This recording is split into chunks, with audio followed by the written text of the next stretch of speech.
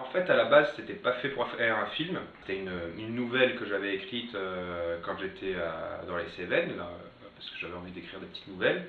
Et en fait, c'est Andri qui est venu me voir et qui m'a dit, tu sais, parce que je faisais lire à quelques amis comme ça le court-métrage, la nouvelle, et il m'a dit, ça ferait bien justement que ce serait bien si c'était un court-métrage, si on, enfin, ça fait cinématographique, ton idée, etc. Et comme il avait, je sais pas, c'est pas vraiment une société, mais voilà, il avait beaucoup de talent avec lui au niveau de l'image, de la post-prod, etc. Il m'a dit, nous, avec l'aide film, en fait, on est d'accord pour travailler sur ton film, mettre toute notre compétence technique pour le film, et tu serais le réalisateur. Donc voilà, moi une nouvelle et on me dit si tu veux tu peux en faire un court métrage et en être le réalisateur. Donc évidemment j'ai dit bah ouais. Et voilà comment est-ce que ça a commencé.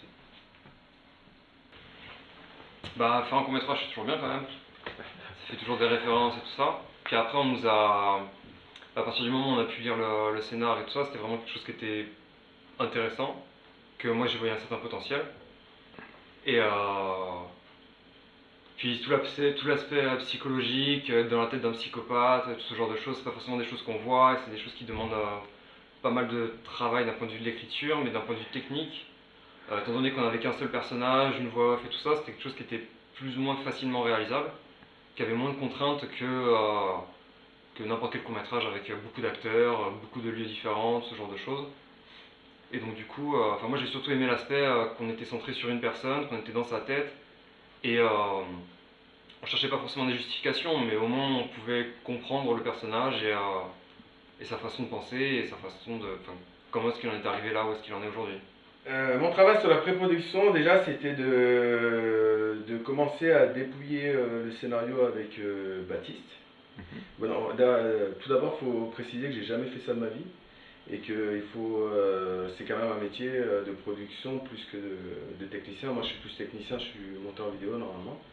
Et c'était vraiment compliqué pour moi parce que on a un peu tout appris sur le tas. Donc, ce qui est de faire un calendrier journalier de ce qu'on allait tourner, comment organiser les allées-venues de l'équipe, quel plan on allait tourner tel jour.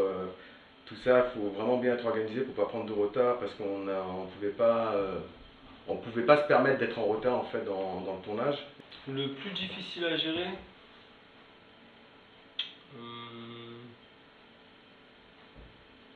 je dirais les horaires en fait. D'entrée-sortie du matériel, je pense que c'était ça.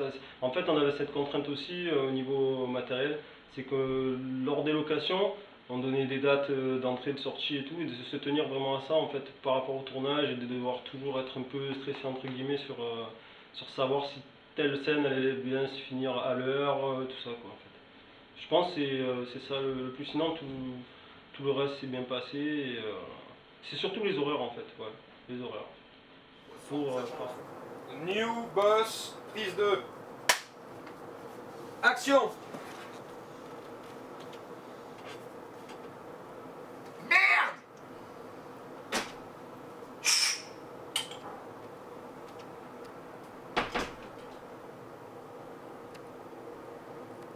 Alors l'acteur ça a été un truc impressionnant. On a eu, pardon de le dire de cette manière-là, mais un coup de cul monstrueux. C'est que en fait déjà c'était une des choses qui allait tenir le projet.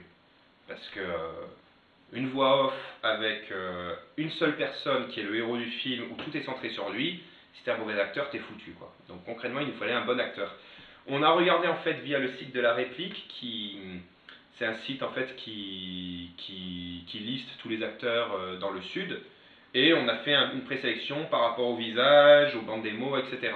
On a eu un acteur qui nous a répondu en disant moi je le fais gratos, il n'y a aucun problème, c'est pas une question d'argent, votre projet c'est ce qui m'intéresse. Et c'est comme ça qu'on a rencontré Nico, qui a été impressionnant pendant tout le tournage, parce que il venait à moto tous les jours voilà, sur les lieux du tournage, et il s'est énormément investi gratuitement, ce qui est impressionnant, parce que ce qui l'intéressait, ce qu'il nous a dit, c'est ce côté justement cinéma. C'est que lui, il avait fait pas mal de stages et de travaux spécialisés dans ça, et on l'a tout de suite vu avec l'équipe, parce que c'est la première fois, moi, de ma vie que je tourne avec un acteur qui demande le cadre.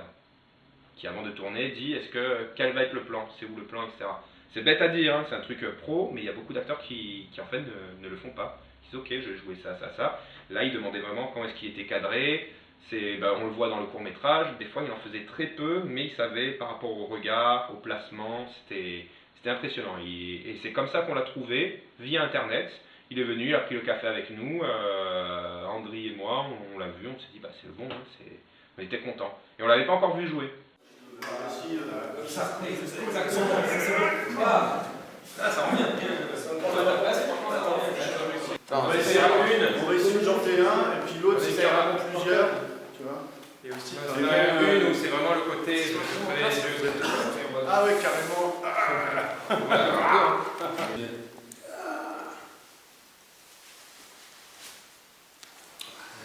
Et bon, on a pas mal à faire maintenant en jump cut. Ça va? Il y a un mec de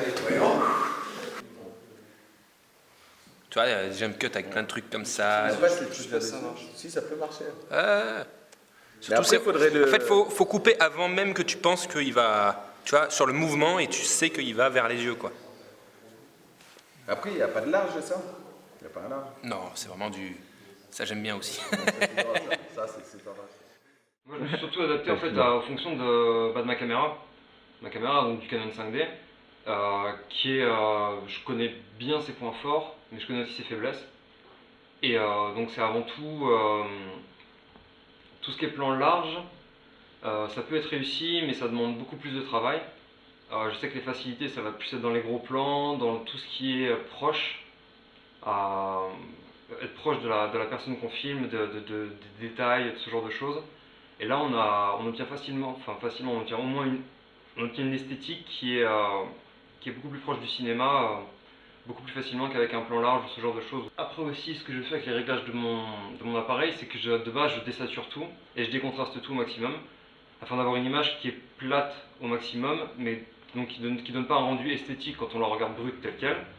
Mais ça permet surtout, après en post-prod, de pouvoir faire un étalonnage et d'avoir un maximum de latitude au niveau de, justement pour retoucher les contrastes, pour retoucher les couleurs, pour pouvoir donner une certaine teinte, pour pouvoir tout ce genre de détails qui au final permettent de faire plus ou moins ce qu'on veut de l'image. Ensuite, il faut voir avec le réalisateur la mise en scène, comment est-ce qu'il a imaginé la mise en scène dans l'espace, et en fonction, à partir de là, une fois qu'on a la mise en scène, de là on peut imaginer les cadres, et de là on peut réadapter plus ou moins la mise en scène au cadre qu'on a imaginé, et de là on peut faire sa lumière, et tout le reste qui va avec. Habiller les cadrages, mettre tous les éléments de décor en place, tout ce genre de choses. On part sur une idée comme ça en termes de mise en scène, de cadrage, sur le ressenti, l'enfance, où ça bouge beaucoup, et dès qu'il est adulte, justement, il est enfermé dans ces cadres assez gros, et même quand il y a des plans d'ensemble, c'est l'individu qu'on ne soupçonnerait pas, qui est comme ça, qui fume sa clope, qui revient du travail, etc. Je trouve que c'est intéressant aussi de revenir à quelque chose de classique, parce qu'avec une équipe, quand on a un bon chef-op, quand on a du matos, ça permet voilà, de mettre du temps à travailler sa lumière, travailler le cadre, c'est très important. Et en fait, malheureusement, on l'oublie quand on est dans une école de ciné, parce que voilà, première fois qu'on vous donne une caméra dans la main, première fois qu'on vous dit fait un film, donc on est comme ça, un peu comme un puceau mais de la caméra, quoi. On essaye tout, on se dit allez, mais voilà. Assistant réalisateur, donc mon travail c'était d'être, comme le nom l'indique, assister le réalisateur. Donc j'étais un peu la passerelle entre lui et les techniciens et la régie, pour que en fait j'essayais que le réalisateur puisse faire son travail tranquillement et qu'il n'ait pas à se soucier de tout ce qui est technique et organisation pendant le tournage. Quand on a filmé au Théâtre de la Mer la scène de télévision, on s'est dit avec Andri, on s'est dit voilà, on n'a pas de moyens, on va pas pouvoir le faire en mode réaliste, donc on part sur ce côté vraiment interne, voix off, et du coup ça va être sa manière à lui de voir avec le public, etc., un côté très épuré. Moi je m'étais un peu inspiré de tout ce qui est David Lynch, c'est-à-dire vraiment je me suis dit le son va avoir il va y avoir énormément de travail au son pour ça. Et du coup, avec les lumières, on a pu vraiment jouer sur un côté théâtral, mais le prédécoupage, il s'est fait du coup avec l'espace qu'on avait, quoi. mais le premier travail c'est comment je m'adapte à l'espace et comment je me refais ma mise en scène. C'est important d'écrire avant, mais ensuite c'est pas gravé dans la roche, quoi. Ouais, j'ai quelques petites anecdotes pendant le tournage qui étaient assez drôles, notamment le moment où on a tourné à Vielas, le jour où on devait tourner donc la séquence dans la forêt. Le matin, on arrive tranquillement avec toute l'équipe et il se trouve qu'il y avait une battue, je pense que Batou a dû vous en parler, mais il y avait une battue de sanglier et ça c'était assez drôle, donc ça tire un peu dans tous les sens, on était un peu stressés. Il n'y a pas un autre endroit où on peut filmer ça? Oh putain, viens on se casse. Ça, c'est dangereux. Viens on se casse. Je crois qu'il est mort. C'est quoi, papa? C'est le fusil. C'est des Putain, ils chasseurs. font chier parce que c'est interdit, je crois. Il a touché. Tu Non, connais non, pas fais le billet Vous nous demandez sur les autorisations après. Là, cache. Non, on peut pas faire ici, c'est trop dangereux pour le gosse. J'ai pas envie que, tu vois. Non mais je pense que non mais même tu vas avoir des coups de fusil pendant que tu filmes, tu vas avoir un mec Si le orange qui sanglier, va passer c'est en- pas ça, dans si le le cadre. sanglier vient là, ils vont tirer, on est en plein dans le feu, tu vois. On fait Là, lui, quoi il a alors? un fusil. Si moi, Il n'y a sanglier, pas un autre plan ici où on peut être tranquille? Tout était là en fait. Toute la rivière est là, et puis le poil sur ça, on est chasse là. Il n'y a pas un autre endroit? Il y a un autre endroit au cas où, je peux vous montrer. On peut faire marcher juste, on fait un Le plan, mieux, parce que c'est quoi? Tous les trois on voit, parce que c'est surtout pour l'image et tout. Vous me dites si c'est bien l'autre truc que je vous D'accord. propose, et on vient rechercher le matos ici. Ok, ça On va. revient d'ici 10 minutes, je vais montrer un autre... allez. Par un autre contre, endroit. vous allez... Sarah, fais attention quand même. Alors attendez juste 10 minutes, Il y a beaucoup je de leur fusils. montre un autre endroit qui est juste à côté. Donc venez voir. C'est parti. Non, pour tout, non. Non, laisse-le. comme ça, pour savoir si... Pour vous, c'est bon ou pas.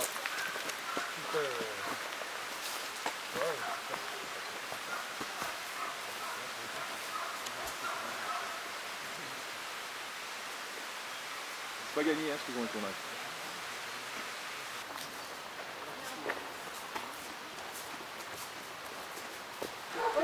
Ouais, c'est presque un ricochet. Mais tu sais, ricochet, il faut qu'elle rebondisse plusieurs fois sur l'eau. C'est ça qui est dur avec les ricochets. Ça fait après, c'est comme des petites vagues. Et tu vas voir. Tu fais des trucs comme ça. Je garde des pierres dans la main, ça va? Ouais, ouais, nickel. Allez, viens avec moi. Allez voir.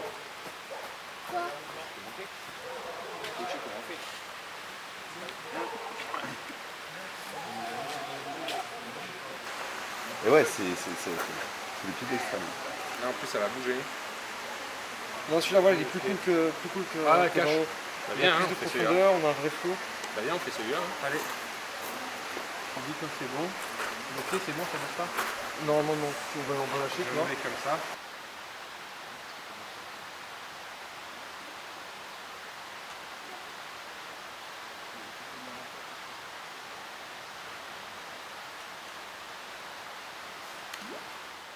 Comment faire un film uniquement avec une voix off, en termes de rythmique, en termes de mise en scène, pour que ce soit dynamique, pour pas que ce soit chiant, parce que avec une voix qui est tout le temps la même pendant tout le long du court-métrage, ça va être plutôt difficile pour un spectateur de regarder ça. Donc l'idée, on en avait pas mal parlé avec Andri, c'était de faire des silences, de trouver des idées de mise en scène ou justement qui permettent de faire des respirations et donc c'était tout ce travail là aussi qu'on a vu un peu avec l'acteur et évidemment travail de montage parce que c'est par rapport au débit de parole, c'est le rythme, c'est la base même on va dire et d'un du montage, le rythme et de deux de la voix, voilà.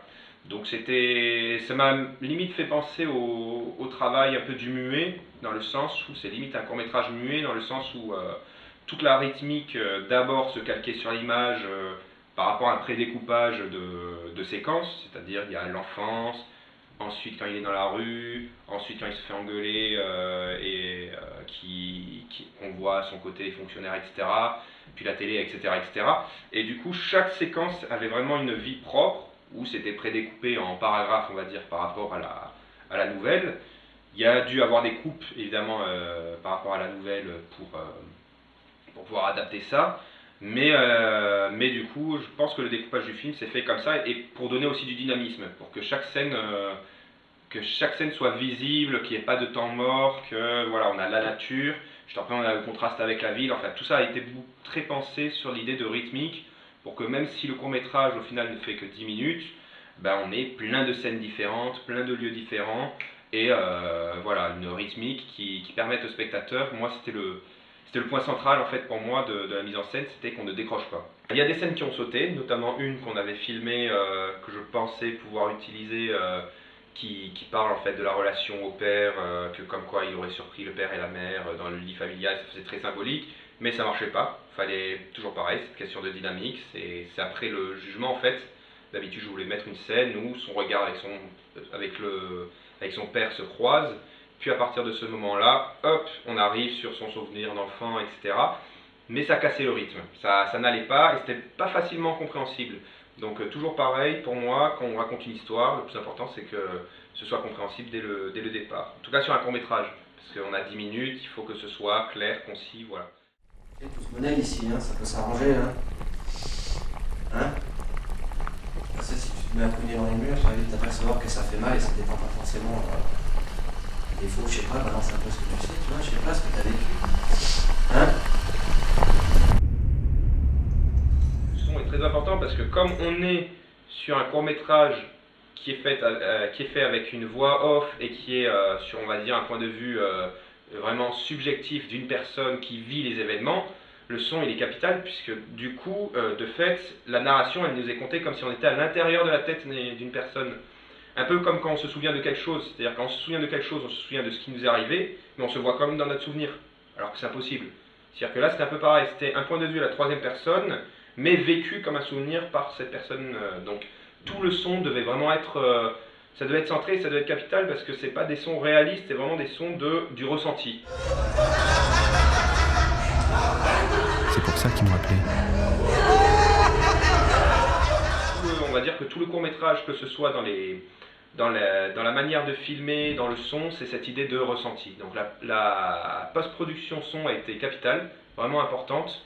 Ça nous faisait très peur, parce que si c'était raté, bah, c'était tout le projet qui capotait.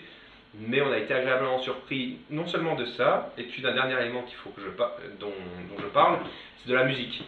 C'est grâce à une copine de ma sœur, qui est une musicose professionnelle, une musicienne professionnelle, qui nous a fait toute la bande son et qui l'a fait de manière professionnelle. C'est-à-dire, elle nous a envoyé, elle a fait via le court-métrage monté.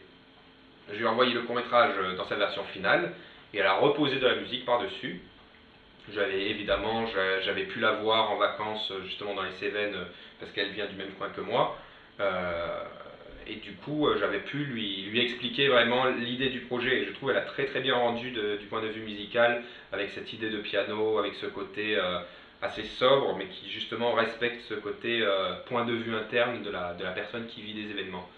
Donc la post-prod du point de vue du son a été, on va dire moi ça m'a beaucoup stressé, puisque pendant 2-3 mois on n'a rien eu du tout, et que c'était un élément central du projet. Et quand on a vu, je peux te dire que j'ai été vraiment soulagé quand on a vu le résultat final.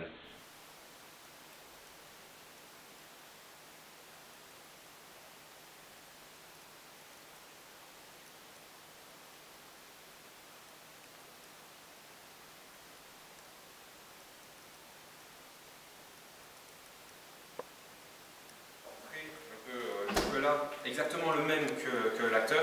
C'est celui où on va truquer, on va faire comme si c'était un truc de jeu, tu sais, en mode le juste prix, voilà. Et les deux plans où il y a l'acteur et elle, bon, il y en a un, c'est juste sa main. C'est en fait l'acteur quand il va voir tout le public, on l'aura en gros plan en mode au début, tu vois, il entend tout ce bruit, c'est noir et tout. Il va faire un léger mouvement de recul comme ça, et d'un coup sur son épaule, le mouvement de recul arrive à son épaule, tu as une main qui se pose, alors qu'avant il n'y avait personne. Et là on raccorde, dernier plan de elle avec l'acteur. Plan de profil, lui, avec l'actrice qui est là. Ça va, monsieur? Vous êtes prêt? Profil aussi? Elle sera, en fait, imagine, Andri, c'est l'acteur.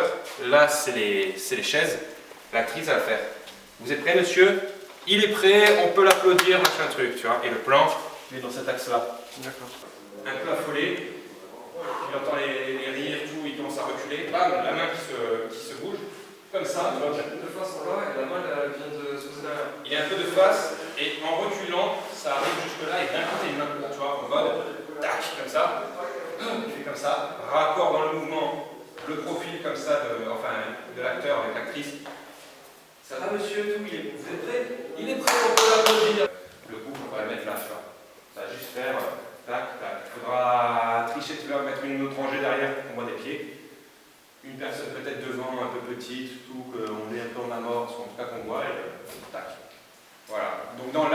Essentiellement, pour résumer, on en a 2 ici, avec tout le public. Enfin, 3e, mais beaucoup plus éloigné avec les 2 lumières, tu vois, dans le même axe. Et sinon, les axes qui se jouent à chaque fois qu'il y a l'acteur, il est là, on est soit comme ça, soit comme ça. L'actrice, pareil, on est comme ça, elle se tourne vers là. Donc on voit jamais ce côté-là, parce qu'il est moche. Et là, tu vois, c'est beaucoup plus noir. Et, ouais, et on pourra tricher, tu vois, on pourra les avancer, si on voit pas ça, pour pas avoir cette putain de barre, et pour avoir que le côté noir ici. Ouais, non, mais ça sera noir. Voilà. Non, ça sera noir, tout sera noir. Voilà le résumé, complètement. Il n'y a pas un mec qui devait être cool pour les lumières, je crois. Non, il est pas là. Voilà. On a pas de nom. Il va falloir qu'on éteindre tout ça. Ah, on va passer un câble là-dessus. Ouais, mais on va tout couper sur la même prise. Il y a Les deux dans le chemin là-bas. Parce que là, les manifs, les deux sont sur le même circuit.